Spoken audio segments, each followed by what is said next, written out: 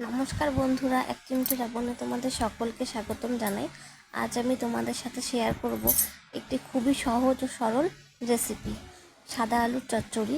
তার জন্য কিন্তু আমি প্রথমেই আলুগুলো ঝিরিঝিরি করে কেটে নিয়েছি, কড়াইতে তেল গরম করতে বসিয়ে দিয়েছি।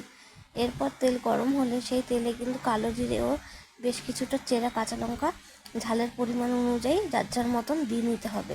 তারপর কেটে রাখা আলুগুলো সেই তেলে ছেড়ে দিয়ে হলুদ ও লবণ দিয়ে 5 মিনিট মতন কিন্তু ভালোভাবে একটু ভেজে নিতে হবে বন্ধুরা। তা বন্ধুরা, আমার ভিডিও যারা দেখো, যদি পছন্দ হয় অবশ্যই কিন্তু আমাকে একটু কমেন্টে জানিও।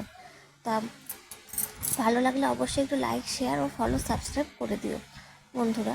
এরপর 5 মিনিট পর ভাজার পর এতে কিছুটা জলের ব্যবহার করতে হবে, খুব বেশি জল না, মোটামুটি, কারণ আলুগুলো কিন্তু ভাজার সময় মোটামুটি সেদ্ধ হয়ে আসবে।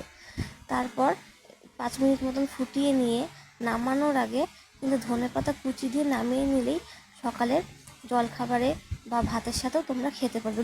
লুচি পরোটা সাথেও ভালো লাগে, আবার ভাতের সাথেও ভালো লাগে, যার যার পছন্দ অনুযায়ী কিন্তু তোমরা এটা খেতে পারো বাড়িতে। যদি ভালো লাগে ভিডিওটা তো অবশ্যই একবার বানিয়ে দেখো এবং কমেন্টে আমাকে অবশ্যই জানিও বন্ধুরা তোমাদের কেমন লাগলো রেসিপিটা বন্ধুরা। তো এরপরে অন্য কোনো ভিডিওতে তোমাদের সাথে আবার দেখা হবে বন্ধুরা।